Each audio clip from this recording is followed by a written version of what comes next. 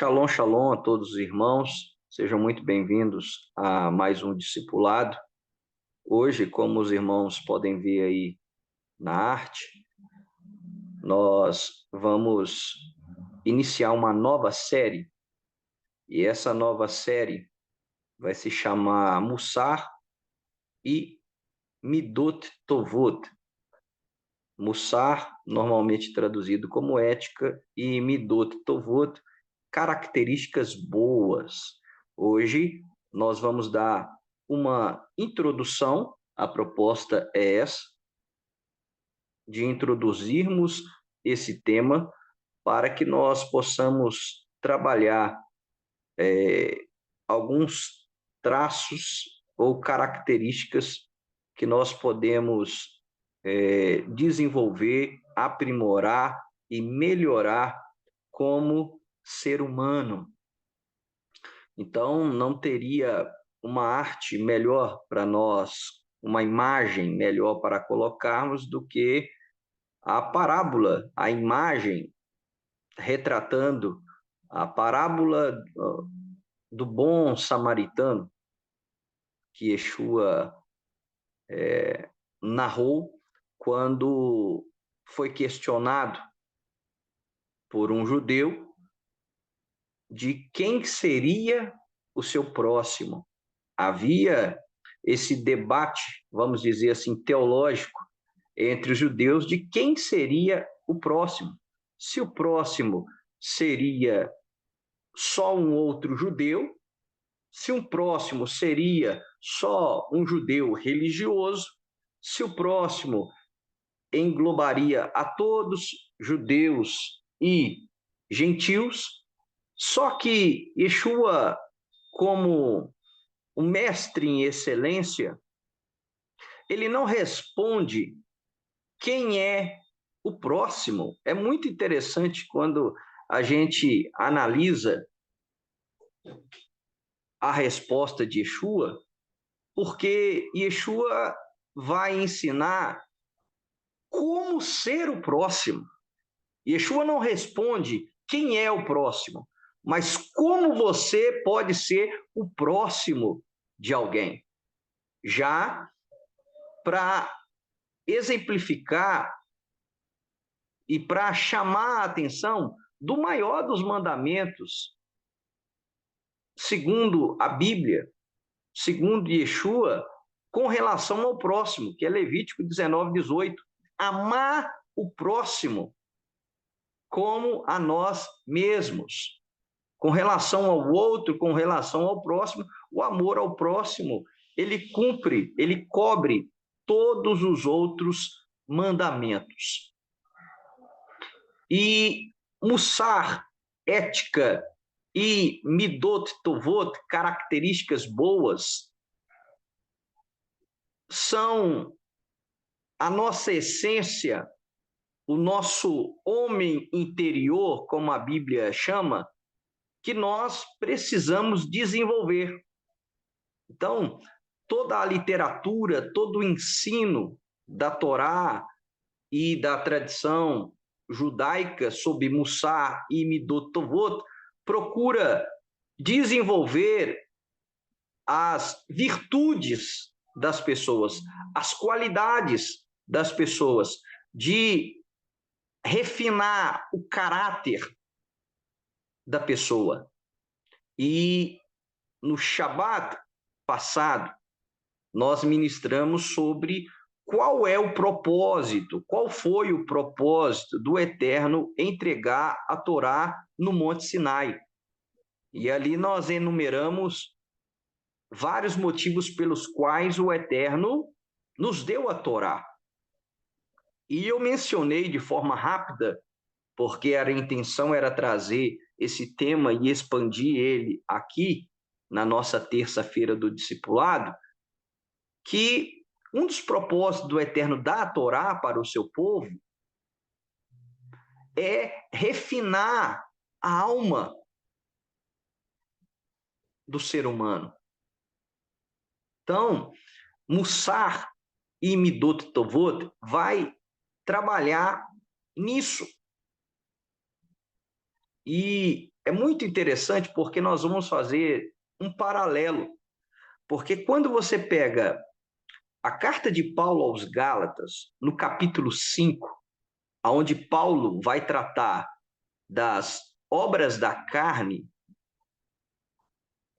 e do fruto do Espírito, e ali ele enumera pelo menos 9 gomos desse fruto do Espírito, que é amor, alegria, paz, longanimidade, benignidade, bondade, fidelidade, mansidão e autodomínio.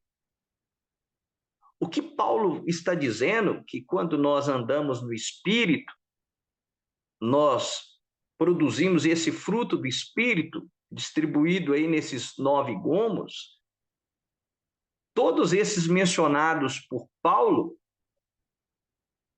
o Mussar e Midot Tovot vai trabalhá-los também. Então nós vemos que é algo interno, que nós precisamos, como seres humanos, nós precisamos melhorar e aprimorar. E por que desse tema? Porque nós vemos com uma grande frequência, e nós não podemos ser um desses, de pessoas que têm fé, religiosas, mas pessoas que são piores do que aqueles que não têm fé, aqueles que não professam a mesma fé que nós. Por exemplo, você vai ver muitas pessoas que se dizem religiosas, crentes em Deus, e que são impacientes, que não têm um domínio próprio, que não têm a virtude da paciência. E aí você fica vendo, porque você vê traje de uma pessoa religiosa, você vê jargões de uma pessoa religiosa, mas as atitudes que sobressaem do interior da pessoa demonstra algo totalmente antagônico, contrário à fé que ela professa. Então, esse tema Mussar e Midot Tovot vai trabalhar isso, de nós nos refinarmos, porque um dos propósitos do Eterno em entregar a Torá é a gente ser refinado. A nossa fé tem que nos deixar finos, polidos, amorosos, com domínio próprio. Então é sobre isso que nós vamos falar. Essa série, ela vai trabalhar e vai tratar disso. Algo que Paulo fala em Gálatas também. Mussar. Mussar normalmente é traduzido como ética. E de onde que os sábios extraem essa expressão e esse ensino? Principalmente de Provérbios. Provérbios 1, 2, nós temos a palavra mussar. Olha aí. Para aprender a sabedoria, Hormá, e o ensino, Mussar, para entender as palavras de inteligência. E aí, mais embaixo eu coloquei Mussar, pode significar, pode ser traduzido como instrução. Então, por isso que em Provérbios 1, 2, ela é usada como instrução. Mas Mussar também é repreensão. É aquele ensino em que você é repreendido para ser aprimorado. Mussar vai falar também de uma conduta moral e ética. Mussar significa também chamar a atenção para a necessidade de uma vida melhor. Em outras palavras, aprimoramento. Então, a Torá, ela deve nos aprimorar. E é isso que Mussar e Midot Tovot vai trabalhar em nós, em nos refinar, em nos melhorar, em nos aprimorar. E Mussar é um conceito extraído da própria palavra, da própria escritura sagrada. Como eu dei o exemplo aí, em Provérbios, nós temos vários ensinamentos étnicos. Em Provérbios, nós temos. Provérbios é um dos livros que vai falar de conduta moral, de ética, de instrução nesse sentido. Então, a literatura sagrada, Provérbios, Eclesiastes, que vão trazer esse tipo de ensino. E, baseado nas Escrituras, surgiu vários ensinamentos em cima das Escrituras pelos sábios do povo de Deus, pelos sábios judeus. Você vai encontrar na Mishnah, principalmente aí, esse livro, A Ética do Sinai, ele traz a Mishnah. E traz principalmente os ensinamentos de Pirkei Avot. O que é? Na Mishnah, existe um tratado que fala sobre a parte comportamental, sobre ética e moral dos seres humanos, chamado de Pirkei Avot, que é traduzido como ética dos pais. Então, é um ensinamento ético, moral, em que você vai encontrar no Pirkei Avot, numa literatura famosíssima do judaísmo chamado Pirkei Avot, que é traduzido como a ética dos pais. Só que não para aí só nas escrituras e na Mishnah, que é desde o período ali do segundo templo, da época de Yeshua, e vai ali 5 séculos para mais. Nós temos também Maimônides, que vai escrever um tratado sobre ética também fenomenal. E já no século XIX, e aí a gente avança, surgiu um movimento chamado movimento Mussar mesmo. O que é esse movimento Mussar? É um movimento judaico, ético, educacional e cultural que se desenvolveu no século XIX na Lituânia, principalmente entre os judeus ortodoxos lituanos. E olha que interessante, o movimento Mussar, ele surgiu como uma resposta às mudanças sociais trazidas pelo iluminismo. Olha só, gente.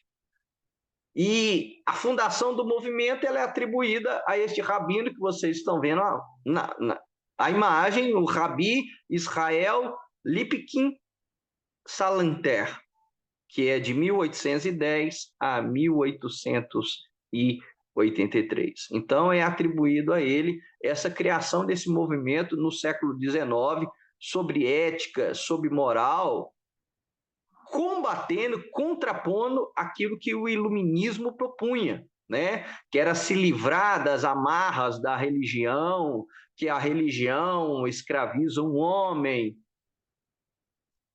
e que o homem agora é o centro de tudo, do universo, e nós temos visto aí no que deu, né? O lado obscuro e negativo do iluminismo. Mas, contrapondo esse movimento, surgiu o movimento Mussar, que fez o quê? Os judeus fortalecerem-se de forma ética, educacional e cultural a partir do século XIX.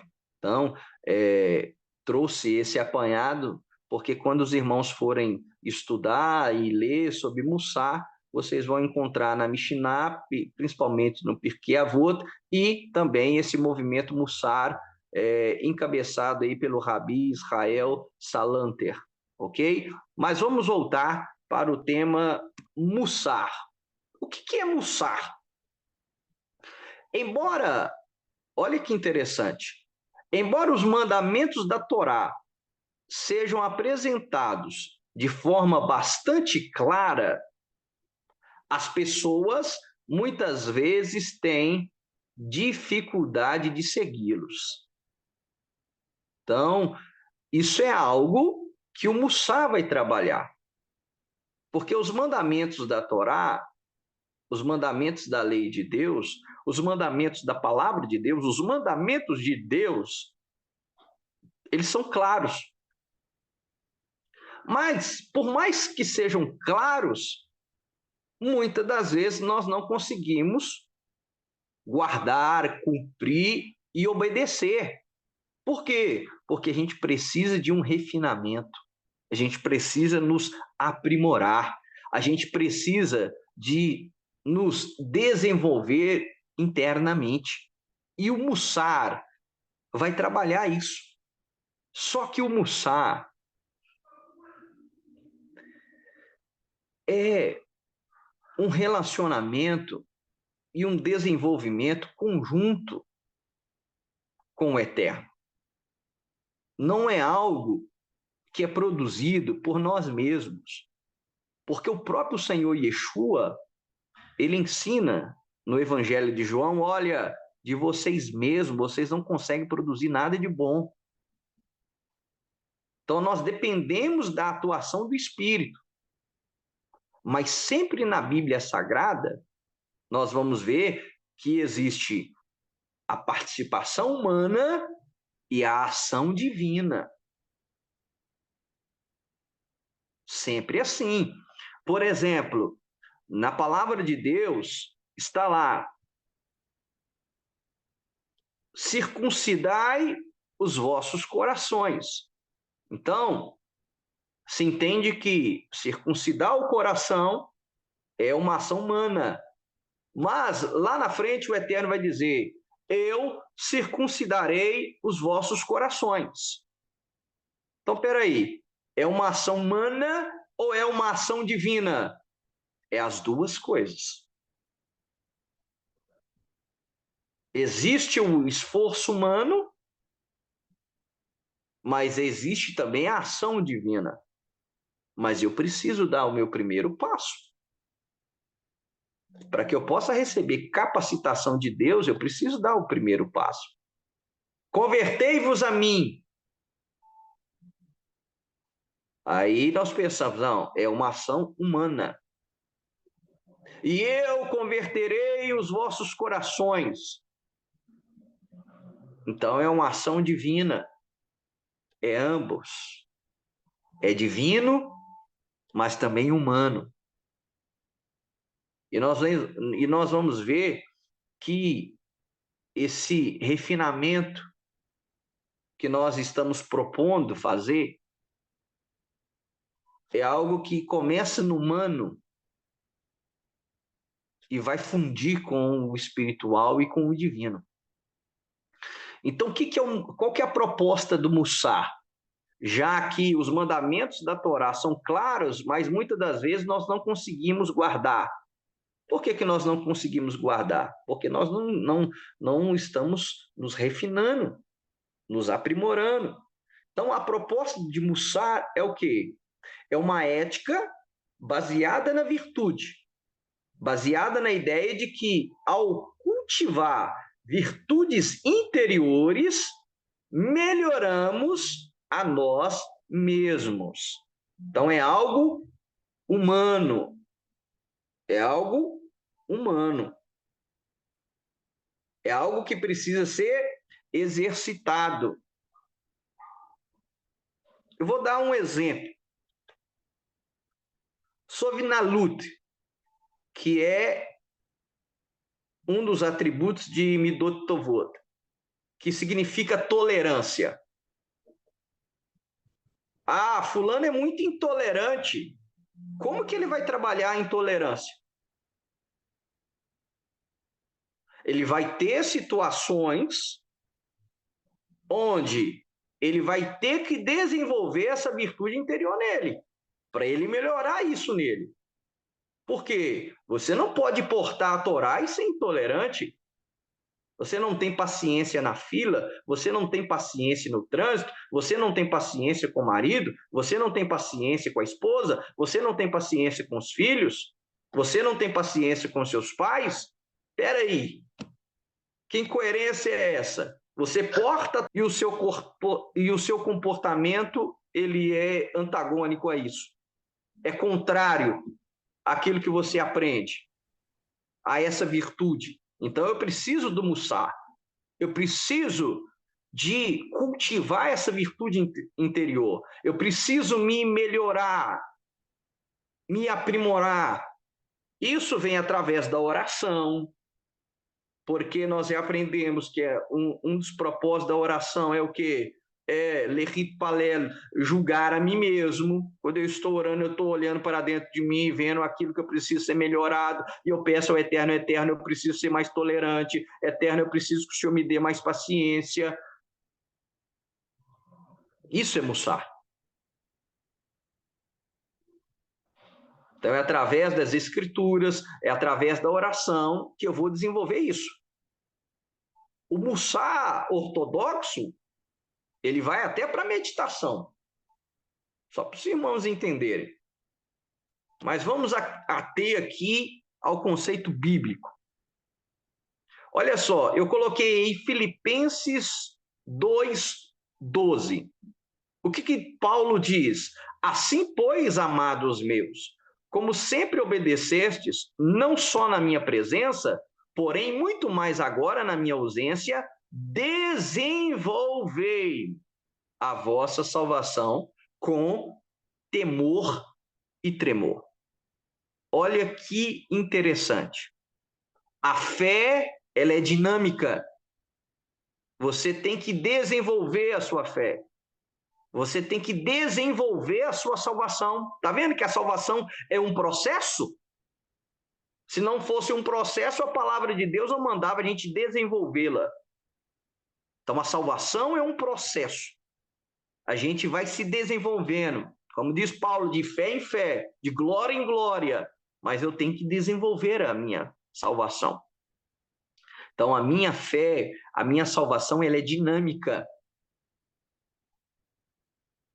Então nós temos que desenvolver. Só que se você pega o versículo posterior, Filipenses 2:13, a palavra de Deus vai dizer que é do Senhor que vem o querer e o efetuar.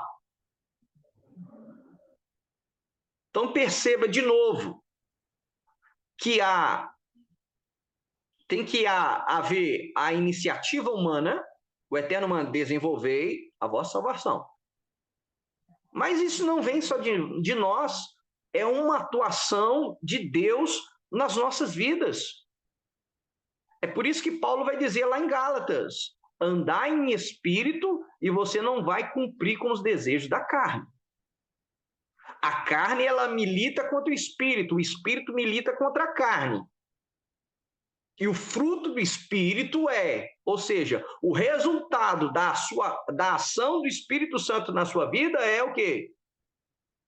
É você ser aprimorado no seu interior. Então, quando eu tenho, de fato, o Espírito Santo atuando no meu interior, e eu permitindo que isso aconteça, aí eu vou desenvolver o fruto do Espírito, aí eu vou desenvolver o amor, a caridade, a prática amorosa, eu vou desenvolver o quê? Simchá, alegria, eu vou desenvolver o quê? Paz, eu vou ser pacífico, eu vou ser longânimo, eu vou ser benigno, eu vou ser bondoso, eu vou ser fiel, eu vou ser manso, eu vou ter domínio próprio. Porque isso é ação do Espírito Santo na minha vida. Mas eu tenho que permitir que o Espírito atue na minha vida. Por isso que Paulo vai escrever, não extingais o Espírito. Não resista ao Espírito. Deixe o Espírito atuar na sua vida. Porque senão, é o que vai acontecer com muitos. Fica só religioso. há uma frase judaica que diz: é mais fácil a pessoa decorar o Talmud do que ele aprimorar uma virtude interna. E olha que nós estamos falando do Talmud. Talmud é maior que a nossa antiga Barça. São livros e livros. E há a frase judaica que diz que é mais fácil a pessoa decorar todo o Talmud, é muito mais fácil a pessoa decorar toda a Bíblia do que ela aprimorar uma virtude interior dela. É mais fácil ela decorar toda a Bíblia do que ela ser tolerante. Olha só. Por isso que é necessário mussar. Por isso que é necessário a gente cultivar essa virtude interior, nos aprimorando, melhorando a nós mesmos. Mussar, de novo, é um chamado para aperfeiçoar o caráter e o comportamento de tal forma que nos tornemos mais semelhantes a Deus. Fantástico. Essa definição é fantástica. Mussar é um chamado a aperfeiçoar o caráter. A pessoa pode ter toda a Bíblia decorada e ser mau caráter. Então, mussar é um chamado a aperfeiçoar o caráter e o nosso comportamento. Porque muitas das vezes o nosso comportamento não condiz com a fé que nós professamos. Quando nós somos provados e testados em situações e circunstâncias da vida, nós vemos que há uma discrepância entre a nossa fé, aquilo que nós professamos e, de fato, o nosso comportamento.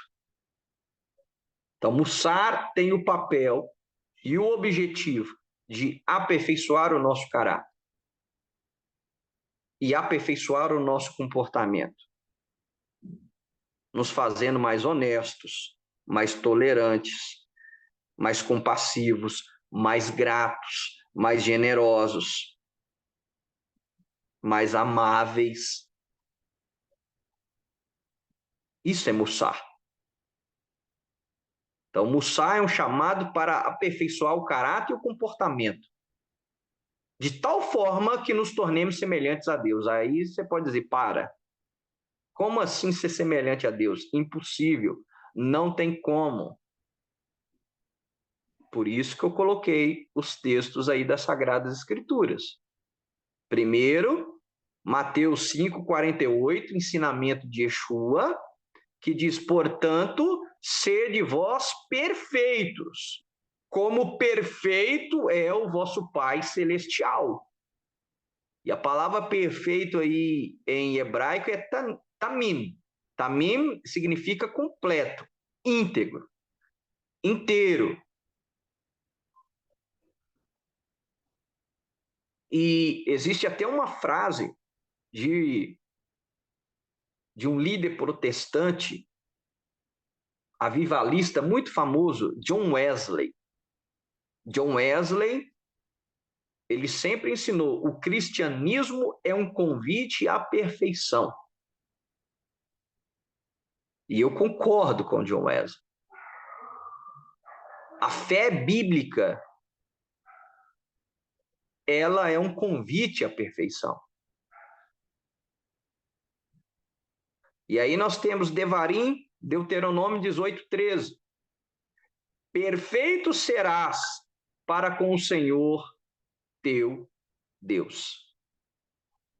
Então nós temos Yeshua citando em Mateus 5:48, Deuteronômio 18:13. O Eterno chamando o seu povo para ser tamim, para ser completo, para ser íntegro, para ser inteiro dele, para ser perfeito. Perfeito serás para com o Senhor teu Deus. Ou seja, seja perfeito, seja íntegro. É aquilo que a Bíblia vai chamar seja irrepreensível. aquilo que as pessoas não têm o que repreender. Fulano não tem nada para repreendê-lo, não tem nada para chamá-lo a atenção. Ele tem um viver correto, reto, íntegro. Essa pessoa é o quê? É uma pessoa completa. Essa pessoa é uma pessoa irrepreensível, uma pessoa que não tem o que se repreender. E esse é o chamado de Deus para as nossas vidas. Isso é uma mitzvah. Isso é um mandamento, tanto da Torá quanto de Yeshua. Portanto, sede vós perfeitos, como perfeito é o vosso Pai celestial. Ou seja, nós, como os filhos de Deus, nós temos que ter o caráter de Deus, o comportamento de Deus. Nós temos que ser semelhantes a Deus. Olha só, os mestres do Mussar, desse movimento que eu mencionei, olha que interessante, eu até negritei essa parte, reconheceram que simplesmente aprender sobre a bondade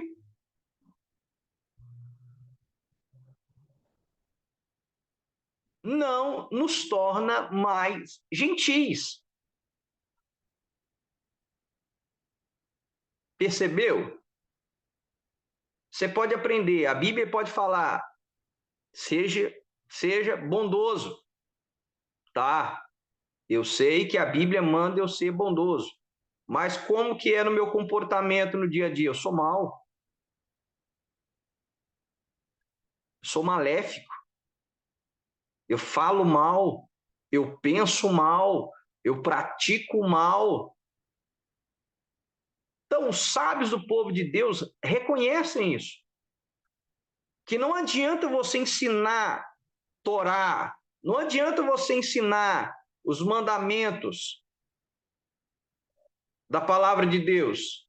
O simples fato da pessoa conhecer a verdade não a torna verdadeira. É por isso que você vai ver muitas pessoas falando: ah lá, fulano é crente. Ah lá, fulano se diz que serve a Deus. Mas olha como que ele se comporta.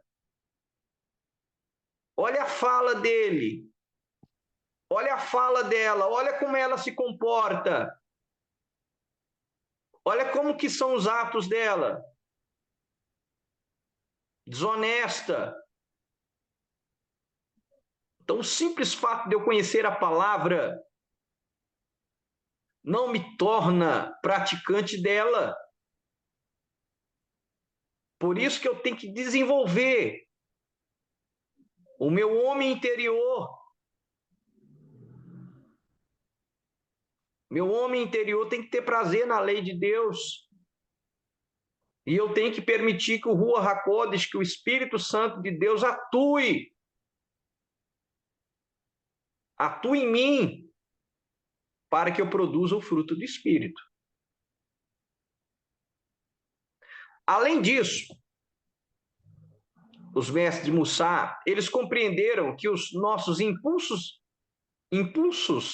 internos, muitas vezes se manifestam como o Yetzer Hará, a inclinação para o mal, impedindo-nos ativamente de nos comportarmos como sabemos que deveríamos. Olha só isso. Então, os mestres do Mussar, eles perceberam que não adianta a pessoa aprender Torá. E eles perceberam também que, muitas das vezes, o que nos atrapalha é o quê? É o Yetzer Hará, a inclinação para o mal. Então, muitas das vezes, você sabe o que é certo. Você sabe fazer o que é certo. Por que que muitas vezes você não faz? Por causa da inclinação para o mal. E aí, ao invés de você fazer aquilo que você sabe, o seu comportamento é totalmente contrário àquilo que você sabe, àquilo que você crê. Isso é o quê? O Yetzer Hará, a inclinação para o mal te dominando. E o Yetzer Hará, Paulo vai chamar nas suas cartas de quê? De carne. E, de novo, quero lembrar Gálatas 5 aqui. O que Paulo diz? O Yetzer Hará, a inclinação para o mal, a carne, ela milita, ela guerreia contra o espírito, para não fazer o que vós quereis. É o que Paulo diz lá em Gálatas. Sabe por que você não faz o que você quer, aquilo que você sabe que é certo? Porque você está sendo vencido pelo seu Yetzer Hará, pela sua inclinação para o mal. E como que eu faço o espírito vencer, pastor? De novo, vence aquele que você mais alimenta. Quanto tempo você ora? X, pastor. Quanto tempo você passa nas redes sociais?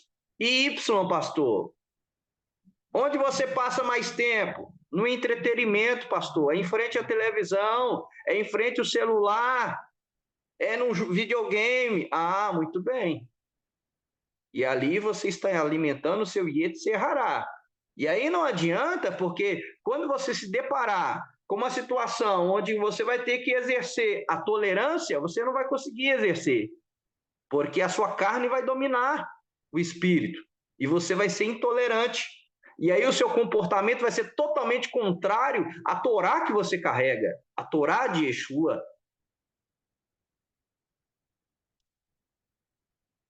Então, de novo, é quem você mais alimenta que vai vencer.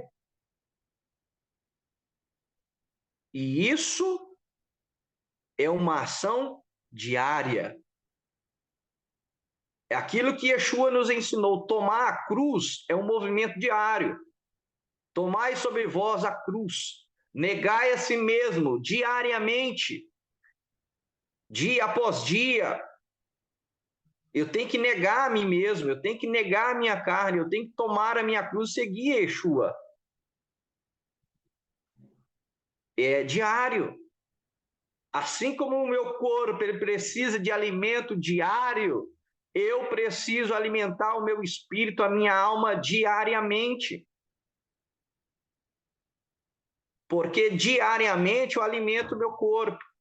Diariamente eu acesso as redes sociais, diariamente eu sou exposto a todo tipo de entretenimento. E ali o meu Yetzer Hará está sendo alimentado. Se eu não consigo fazer um devocional todo dia, o meu Yetzer Hará será mais forte que o meu Yetzer Hatov, que é a minha inclinação para o bem, a minha inclinação para o bom, aquilo que Paulo vai chamar de espírito, andar em espírito. Então, meus queridos, é aquilo que Paulo escreve em Romanos capítulo 2, versículo 13, que eu coloquei aí.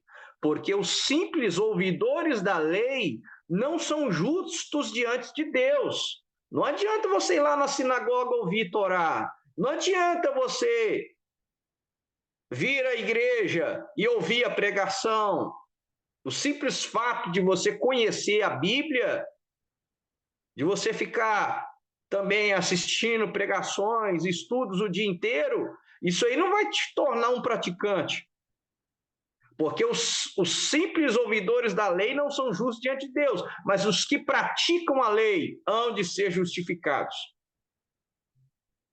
Então é prática, são ações, são atitudes que eu tenho que ter. Não é o simples fato de eu ouvir, eu tenho que colocar em prática, eu tenho que exercitar. E aí esse exercício ele começa de forma interior. É eu pegar os mandamentos da palavra de Deus e praticá-los, executá-los. E aí quando faltar-me força, capacidade, aí a graça do Eterno aperfeiçoa na minha fraqueza. Porque é dele que vem o querer e o efetuar. Vamos falar agora, falamos de Mussá. Agora eu quero falar com vocês sobre Midot Tovot. Midot Tovot normalmente é traduzido como características boas, mas Midot Tovot também significa traços nobres de caráter. E o que é isso? Tem muita gente que não conhece Bíblia e é honesto. Tem traços bons, nobres, de caráter. Então, o comportamento ele é mais importante do que o conhecimento. Que isso? É melhor você se comportar como crente do que ser um grande conhecedor e não dar testemunho.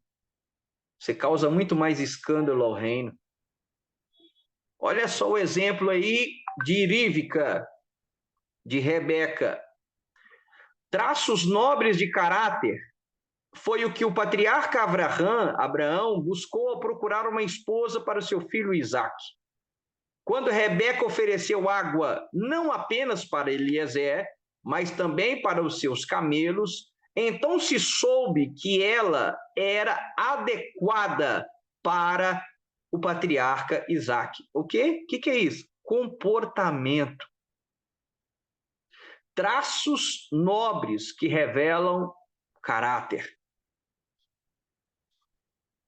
A verdade é que Abraão não priorizou as condições intelectuais, ou seja, conhecimento de Torá, pois tanto as moças de Canaã, aonde ele morava, como a família de Rebeca, da terra de onde ele saiu, eram idólatras. Então, qual a diferença entre elas? Boa essa pergunta. Por que Isaac não pôde casar com as cananitas, aonde Abraão já habitava? Teve que voltar lá na parentela dele, na família dele. A resposta está aí. Os cananitas tinham seu caráter corrompido, enquanto Rebeca tinha um bom coração. Então, midot tovot. Medidas boas, características boas, traços nobres de caráter. Então, Mussar em Midot Tovot vai trabalhar isso em nós. Como que Eliezer soube que era Rívica? Por causa dos traços nobres do seu caráter, por causa do seu comportamento. Aí, quando você desenvolver Mussar e Midot Tovot, as pessoas vão passar a chegar perto de você. Aqui, desculpa te perguntar, mas você é crente? Aqui, você é crente, não é? Aqui, você crê em Deus, não crê? Por causa do seu comportamento. Aí nós vamos ser aquilo que Paulo escreve aos Coríntios, cartas escritas pelo Espírito de Deus. Porque muitas pessoas não vão frequentar uma igreja, uma congregação, uma sinagoga. Muitas vezes as pessoas, aquelas que você trabalha, aquelas que você convive, seus clientes, o único evangelho que essas pessoas vão ver e ler será a sua vida, será a minha vida. Então, se eu não tenho domínio próprio, se eu não sou tolerante, se eu não sou pacífico, se eu não sou honesto, se eu não sou bondoso, se eu não sou generoso, que atributo de Deus que está sendo manifesto em mim? Nenhum. Se eu de fato sou filho de Deus, os atributos dele têm que transparecer em mim. É triste quando você ouve de uma pessoa, depois de conviver tanto tempo com você, fala: nossa, fulano, eu não sabia que você era crente, não? Que isso? Então, o tempo todo que você conviveu com aquela pessoa, ela não conseguiu ver Midot Tovot em você. traços nobres do seu caráter que revelava o Deus que você servia. Não adianta carregar a Bíblia debaixo do braço. Não adianta ir para a igreja, frequentar a igreja, se as suas características não são boas, se não se manifesta no seu comportamento. Não adianta. Por isso que tem muita gente que não conhece a Deus, mas consegue manifestar traços nobres de caráter. É isso que eu coloquei aí no próximo slide. Paulo vai falar isso em Romanos capítulo 2. Olha só o que ele diz aos gentios. Quando, pois, os gentios que não têm lei procedem por natureza de conformidade com a lei, não tendo lei, servem eles de lei para si mesmos. Estes mostram a norma da lei gravada no seu coração, testemunhando-lhes também a consciência e os seus pensamentos, mutuamente acusando-se ou defendendo-se. Ou seja, nós temos um tribunal dentro de nós chamado consciência.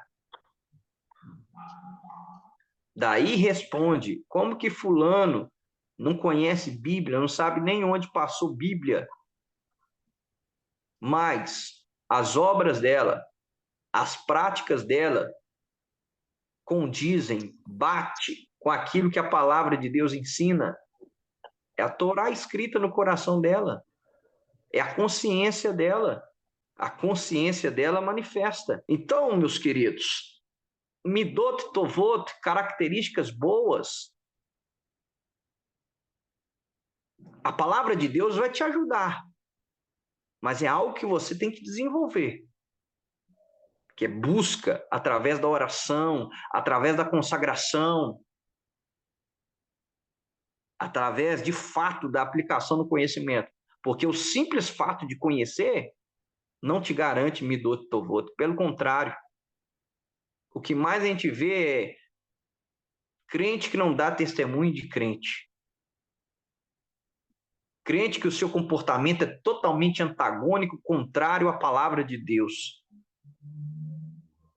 Porque não tem traços nobres no seu caráter.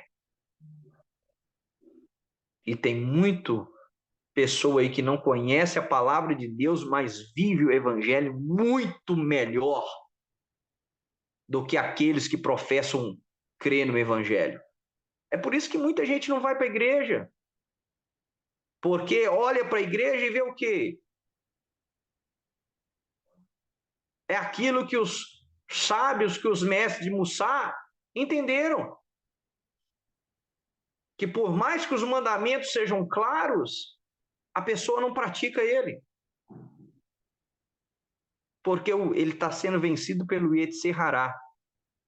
Então o exercício de Mussá e Midot Tovot vai nos aprimorar, vai nos refinar, vai nos ajudar a sermos semelhantes ao Pai, a sermos também perfeitos como o Pai, íntegros, ser íntegro, e assim Deus ser glorificado através dos nossos frutos, através do nosso bom testemunho. Tikkun Hamidot, literalmente seria o conserto das medidas. Adquirir boas virtudes de caráter e personalidade.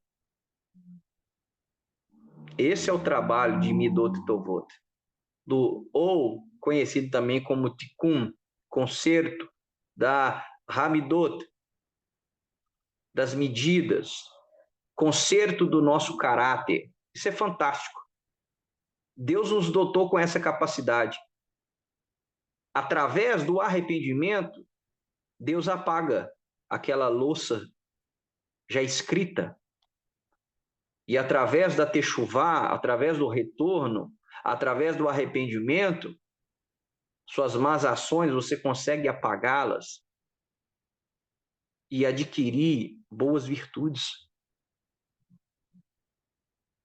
e uma personalidade louvável. Então, a cada dia que nós amanhecemos, que abrimos nossos olhos, que respiramos, o Eterno nos dá a oportunidade de fazermos diferente, de adquirir boas virtudes de caráter, de personalidade. E aí eu coloquei todo o estudo teórico das Escrituras deve levar a uma prática de boas ações. Andam juntos. É o que Yaakov, Haksadik, Tiago, o justo, irmão de Yeshua, ele vai escrever na sua carta: a fé sem obras, ela é morta. Conhecimento da palavra de Deus sem prática é escândalo do evangelho. Por isso que eu trouxe aí outro ensinamento de Tiago, capítulo 2, versículo 14 ao 18. Meus irmãos, qual é o proveito se alguém disser que tem fé, mas não tem obras? Pode acaso semelhante fé salvá-lo? Esse tipo de fé não salva. Essa fé teórica que as pessoas têm, as pessoas conhecem o evangelho, sabem que Yeshua morreu por elas, sabe que o sangue de Yeshua as purifica, as perdoa. Mas e aí? Que impacto essa mensagem causou na vida delas? Nenhum. O comportamento delas continua o mesmo. Essa fé, Tiago vai dizer, é fé de demônios. Essa fé, esse tipo de fé que a gente pode traduzir como crença, não salva. E aí Tiago vai dar o exemplo de prática. Se um irmão ou uma irmã estiverem carecidos de roupa e necessitados do alimento cotidiano, e alguém dentre vós lhe disser: ide em paz, aquecei-vos e fartai-vos, sem contudo lhes dar o necessário para o corpo, qual é o proveito disso? Assim também a fé, se não tiver obras, por si só está morta. A fé daqueles que dizem crer em Yeshua, a maioria deles, a fé da maioria deles está morta, porque o comportamento não condiz com a palavra amor ao próximo. Uma das virtudes de Midot Tovot é amor. É amor. É Gemilut Hassadim, atos de amor. É um dos atributos de Midot Tovot que nós vamos estudar. E vamos não só estudar, nós vamos exercitar. Nós vamos praticar para desenvolver isso em nós, em ter atos de amor. Como que você consegue ver uma pessoa faminta, sem roupa, virar as costas, não matar a fome, não proteger do frio? Que amor ao próximo é esse? O seu conhecimento não condiz com a sua prática. Em saber que tem uma pessoa que está precisando de algo e você fecha o seu coração para ajudar. Há comichão nos seus ouvidos. Você não consegue ouvir o chamado. E aí, Tiago conclui: mas alguém dirá, tu tens fé, e eu tenho obras. Mostra-me essa tua fé sem as obras, e eu, com as minhas obras, te mostrarei a minha fé. Passa a partir de hoje, meu querido. Passa a partir de hoje, minha querida, a mostrar às pessoas a sua fé através das suas obras. Seu comprometimento, seu carinho, a sua generosidade, a sua honestidade, a sua tolerância, o seu domínio próprio, sua mansidão. Mostra para as pessoas a sua fé através das suas atitudes, através dos seus comportamentos, através do seu comportamento, através das suas obras, através das suas atitudes.